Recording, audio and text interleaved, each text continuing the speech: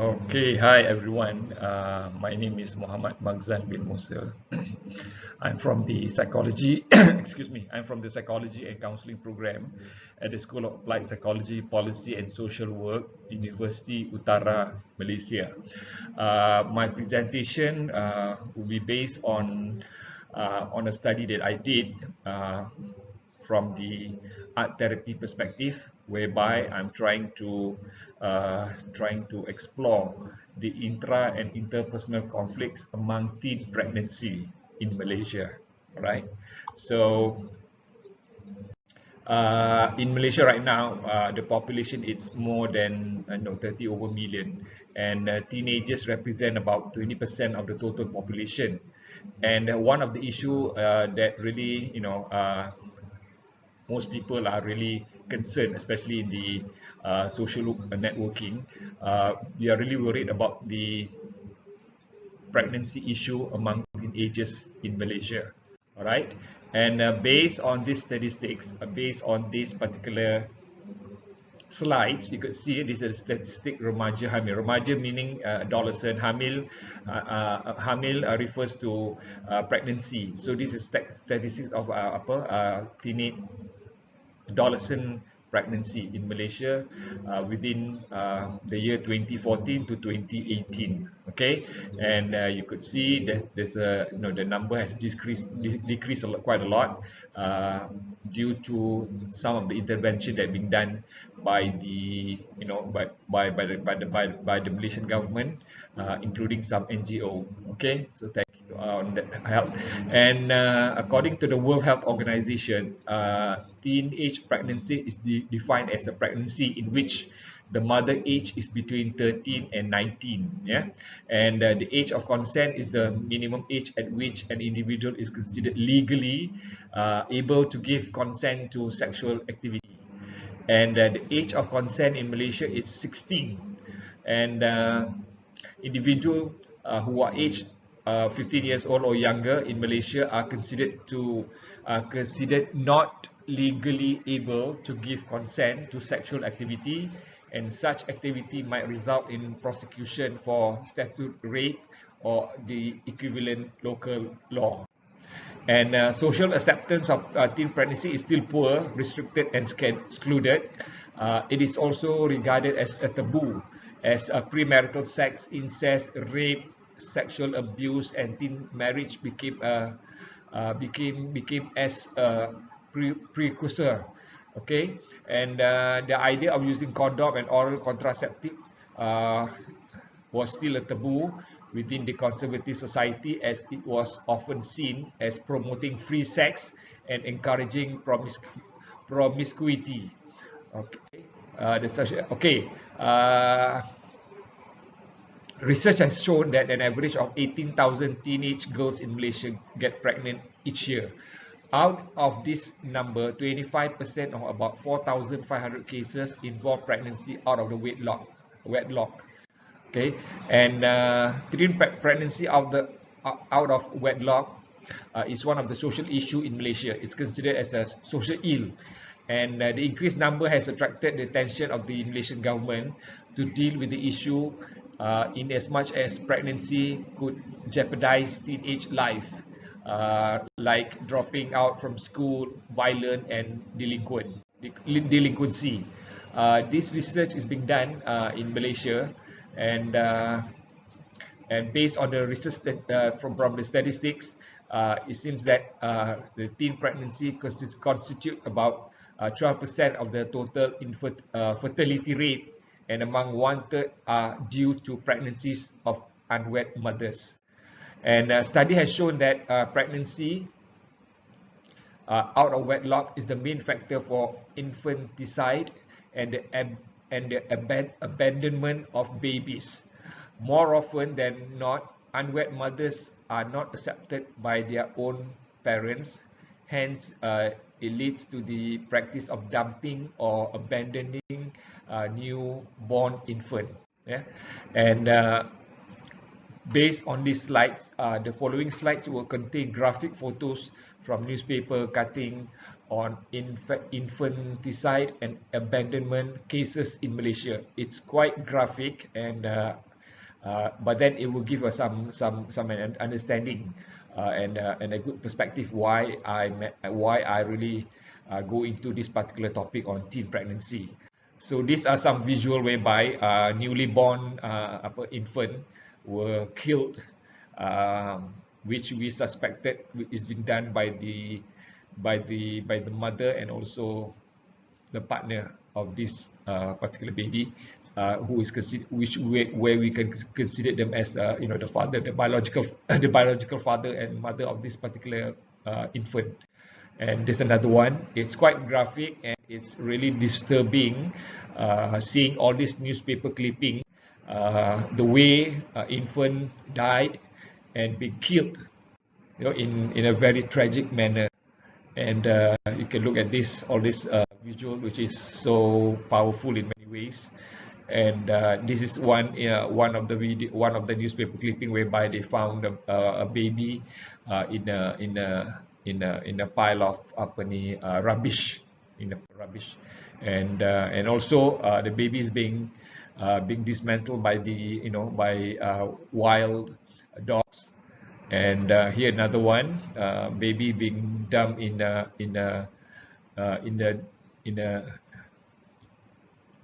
bag shape, and another one here, a baby is being someone found it in the bush, at the backyard of one house in Malaysia.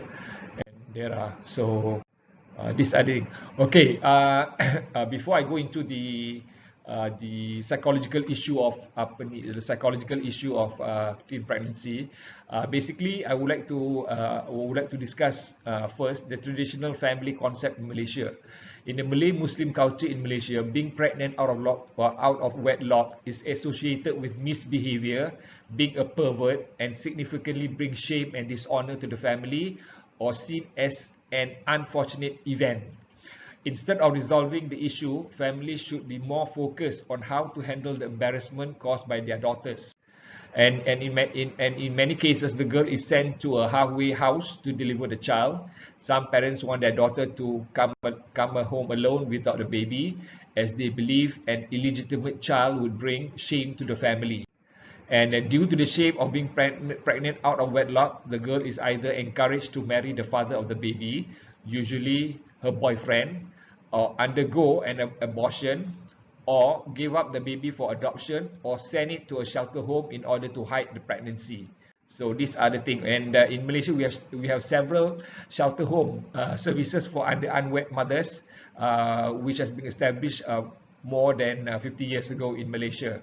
And there are three types of shelter home administration, which is governmental, semi-governmental, and also non-governmental organization, or the NGO. And the shelter homes are all under the Malaysian Care Centre Act 2006. And as the unwed mothers are considered as being exposed to sexual abuse or in urgent need of protection, according to the Malaysian Child Act 2000, the shelter homes are accordingly served as a residential correctional facility to prevent recidivism of pregnancy out of wedlock by giving protection, supervision, rehabilitation, and also training.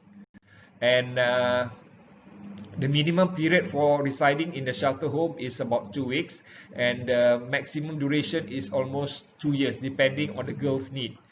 In general, the shelter home offer various activities from vocational classes like tailoring classes and handicraft, outdoor and religious activity, job placement as a voluntary work. And the next thing that I'm going to share is about the research in Malaysia regarding to the unwed teenage mothers. There are a few empirical studies exist on Malaysian unwed teen mothers in shelter home. One study focused on the social interaction between the staff and the girl, one of the romantic relationship, and others are on the effectiveness of the program offered in the shelter home. And although studies about residential care has been conducted for many years in Malaysia, the perspective about the intra and the inter conflict experienced by the unwed mothers who reside in residential care receive less attention. And art therapy approach is one of the one of the methods that can be used to explore the teenagers with issues related to teen pregnancy. And art therapy is a comfortable approach for teenagers to communicate on the internal and the external issues of themselves. Yeah, so I think this is art therapy is one of my passion. I mean, I really enjoy doing art therapy in many ways, especially helping the teenage among the teenage teenage issues uh, related to uh,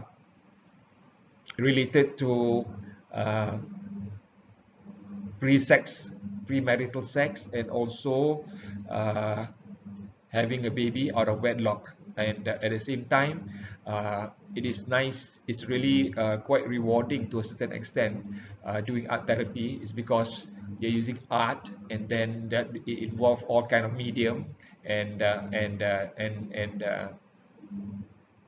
whoever using the art therapy approach can be as creative as they can be as creative as they want. So this is the best part of doing art therapy when trying to explore the intra and internal, the intra and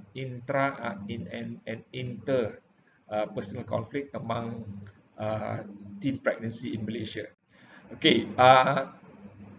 The usage of art therapy approach is a channel for the teenage to express, state and shower their experiences and their feeling which they are unable to express orally.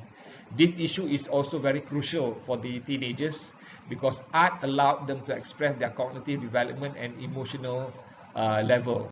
And art therapy is a beautiful method to oneself through symbols and metaphor. Yes, in art therapy, symbols and metaphor are really one of the component which is really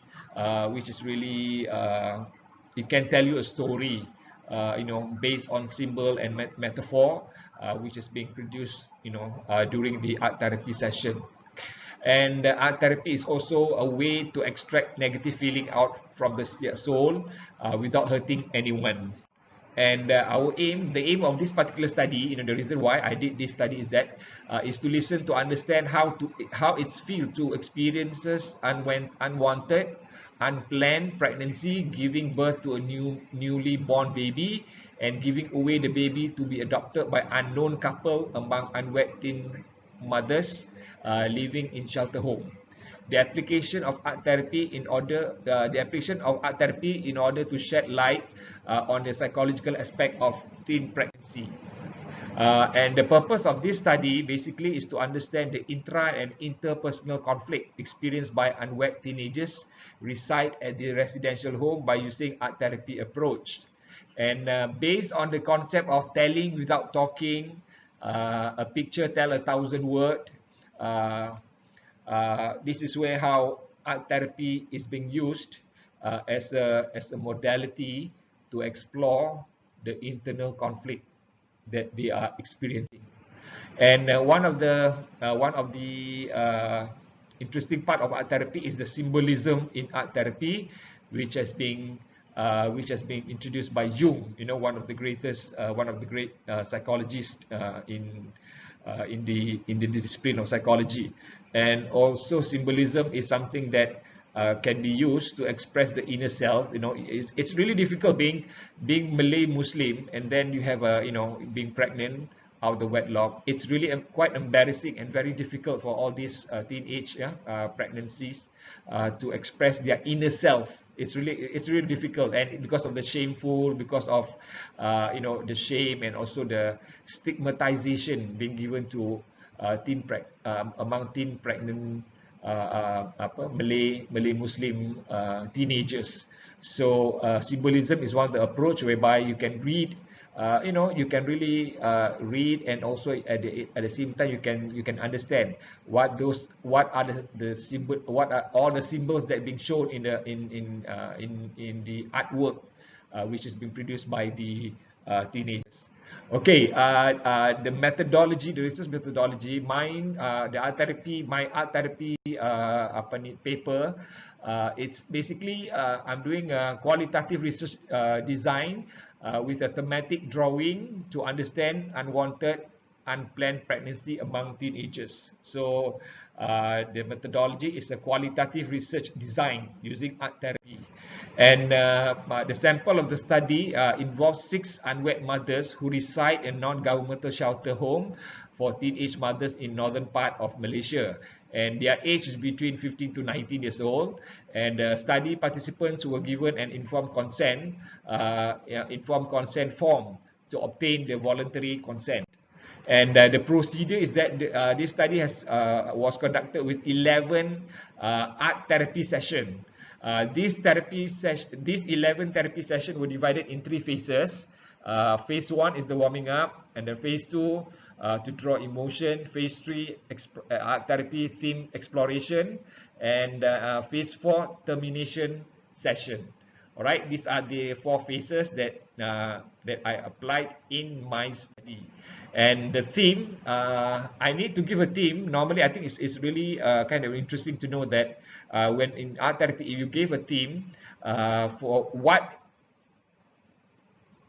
what does your sample of study would like to deliver, it is nice to deliver it when it is in a directive approach, whereby myself as a researcher, giving them instruction what are they supposed to do, a guided instruction. So it is nice, it's kind of interesting using all these various themes, whereby all these various themes look like something which is really related to their personal experience as being pregnant out of the wedlock, which is a taboo, and it's considered as a sin in Islam.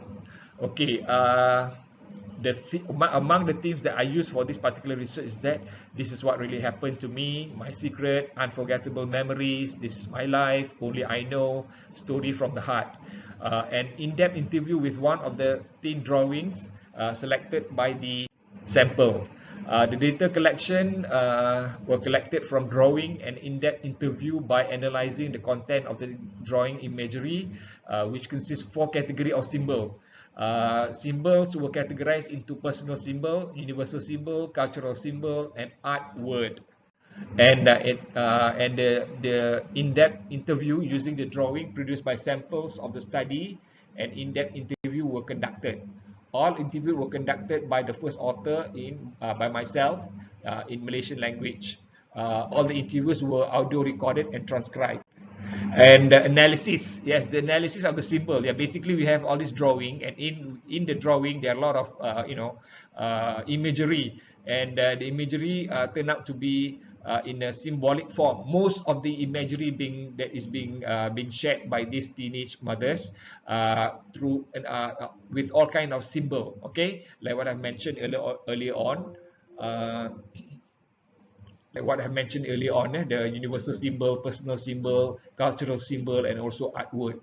And the analysis was based on Braun and Clark 2006 recommendation, and started by reading the transcription several times to become familiar with the data.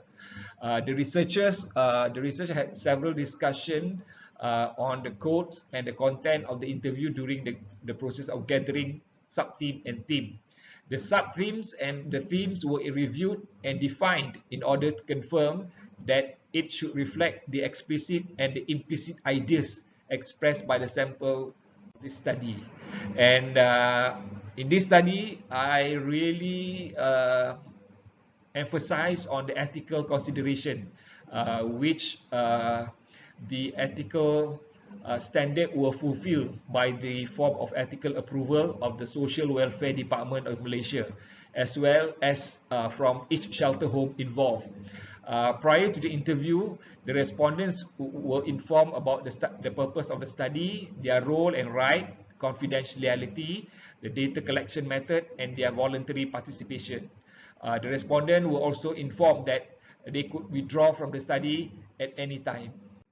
And now the result of the study, based on the drawing and the interview which have been conducted to 6 Malay female unwed mothers, and all these 6 female unwed mothers, they had secondary level education, and most of them has been terminated their schooling when they became pregnant. And four main themes were identified under the intra and the interpersonal conflict experienced by the participant. First, psychological conflict. Second is the spiritual conflict. Third is the physical conflict, and the fourth is the social conflict. 9 sub-themes were identified that represent intra and interpersonal conflict experienced by the participant. Okay, I'll go one by one briefly. First, I'll go into the psychological conflict. Number one is about grief and loss. Yeah, feeling grief and loss of family, trust, and loved, and also losing own child for adoption, whereby most of these unwed mothers, the baby that being born were given for adoption, because it's really a big issue in the Malay Muslim culture in Malaysia, to have an illegitimate child in the family. Yeah, and also longing, missing the newly born babies, missing previous happy lives, missing family. See, these are the longing, the longing which is very psychological, and it's really it really capture the essence of loved and attention to oneself or to the babies and the previous life that they have experiences. And also another psychological conflict that I discovered from this study is frustration and hatred. Yes, frustration. Most of these unwed mothers, they were very frustrated and hate towards the irresponsible boyfriend and also the newly born babies. Yes, some of these girls, some of them are really happy to have a newborn baby, but there are also cases whereby newborn babies are not being taken care by the biological mother, the teen pregnancy, because the hatred because of the baby, the unwanted baby, the unwanted child, which bring disgrace to the teen mothers, and I could observe some of these teen pregnancy mothers were very reluctant or very unhappy to have a newborn baby with them. So these are the psychological issue or the psychological conflict. And the second one is a spiritual conflict, whereby it's a sin dilemma. It's a big sin to have a child out of wedlock, and it reflect the feeling of shame of being sinful Muslim woman. So these are one of the greatest dilemma which is being faced by the teen pregnancy mothers. Okay, and the second one is self and God relationship. Okay, this is another one. Some of them they want to repent and seek forgiveness, but that is one ways of trying to overcome the spiritual conflict that is being experienced. Yes, being sinful, being pregnant out of the wedlock. So it's a disgrace to the family and to the new teenage mothers. All right. Okay, that is the spiritual conflict, and the third one is the physical conflict, whereby during the pregnancy period, the body image has changed. Yeah, and most of these teenage girls, they have negative self-image about being a pregnant teenager, and the body image during pregnancy contribute to a negative feeling of being unwed mothers. Yeah, it created that negative feeling whereby they are not really happy being an unwed mothers. And also there'll be some physical changes. And most of these girls, they have difficulty to adapt with the pregnancy, physical challenges. Say they are not ready. Being at age of 18, 19 years old is not the age of being pregnant. But then this is what happened, and it contribute to physical issues, whereby the body is no longer looks like a teenager, but then it looks like a woman who are pregnant. So these are the physical conflict which is being faced by the teen mothers. Okay, and the fourth social conflict would be the social stigma, stereotype, prejudice, and discrimination. okay, faced by the teenage mothers. And it contributes to the feeling of worry about social judgment and evaluation. Yes, they are being judged, yeah, being sinful, being a wild teenagers which is beyond control. So these are the things that the social conflict which is being faced by these by the teenage mothers. Yeah, the social stigma, the stereotyping that they are really a bad girls. They are not really a good a good beautiful person, and also the prejudice and the discrimination, being pregnant at the early age without having a without having a partner that really wanted to have the baby, to rear the baby. Okay, and another social conflict is that the status changes from single to unmarried mothers. So that this status, the status changes, it's really something. It is something that is unwanted by this particular group of people. Yeah, being single and you are unmarried, so that is a big disgrace. It brings disgrace to the family, and also at the same time they were called. They are afraid of being called names like like bitch, prostitute, yeah, which all these labels, social label, which is really is a big stigma, in the Muslim Malay culture in Malaysia. All right. Okay. These are the visual from the art therapy session that I managed to collect, with their consent, whereby if you could look at the drawing, the first drawing here, it shows that the state of the mind, the intra and the interpersonal conflict that these unwed mothers are facing. Yeah, based on this drawing, where there are a lot of symbol, and from this symbol we could really we can to a certain extent you can read what are they experiencing, being pregnant without without the husband, or without the husband.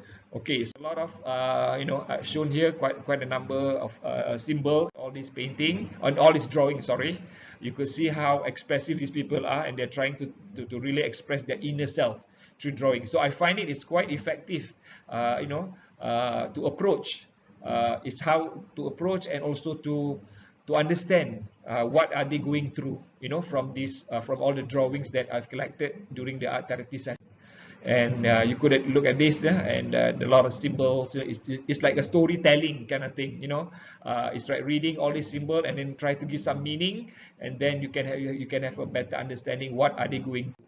All right, these are, and some of the images are quite graphic and disturbing to a certain extent. Yeah, and when I did this, when I collected all this drawing, I don't expect the drawing to be in this form. It's so expressive in many ways, and it's telling you a story, just like what I mentioned, telling without talking, telling without talking, and when words are not enough. You could see the intra and the internal conflict. All right. So these are the things that, based on all this drawing, I made my own conclusion, that all this drawing with all kind of disturbing symbol, it reflects the inner self and the outer self of these teenage mothers, the group that I approached for a couple of years in my voluntary work in the up north, at the up north region of Malaysia. All right, so these are the symbols whereby you can look through, and I think it's quite universal, whereby you can see all sort of symbol, like universal symbols. Some are very personal, some are very cultural symbol, which might not be understood by people who are not in the Malay Muslim, who are not from the Malay Muslim culture. So this is another one, bunuh diri. Bunuh diri meaning kill, I'm going to kill myself. Yeah. So these are the images which is quite disturbing to a certain extent, but then it gives a lot of meaning and understanding related to the issue of teen pregnancy among Muslim Malay teenagers. All right, so basically these are the things that the drawing that I referred to as my data, and and the in-depth interview which is being conducted by myself to all these which is being conducted individually by myself to all the 6 samples that I've that is who are involved in this particular study. All right, so I guess I leave for your observation, and also trying to understand all this what do you call this, the drawing. What does the drawing it gives you some meaning, some idea, some rough idea what are they going through. And based on the finding, the research showed that the technique used in art therapy often ways that are harmless to an individual to express their feeling verbally and non-verbally. Art therapy allowed adolescents in this study to not only reflect on and share their life stories from the drawing. Okay, so this is kind of interesting. And the technique also allowed the participant to express themselves in many ways using art and visual medium, especially if the subject are unable to express their feeling verbally because of the disturbance faced by them. Yes, so it's much more relaxed to express yourself visually compared verbal kind of exchange with me, especially being the researcher of this particular study. And the participant in this research also did sharing that the use of art therapy allowed them to share and express spontaneously on the actual feeling, what really going through their mind, and what is really being experienced, their feelings in being pregnant without the husband, and later on having a baby out of the wedlock.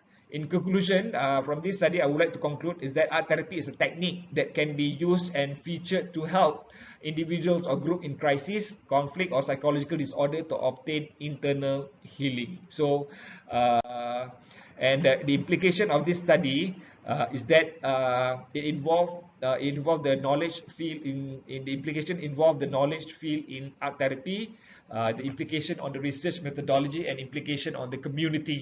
And yeah, I guess that's it for my presentation. So thank you so much for your attention, and we'll talk again later. Thank you.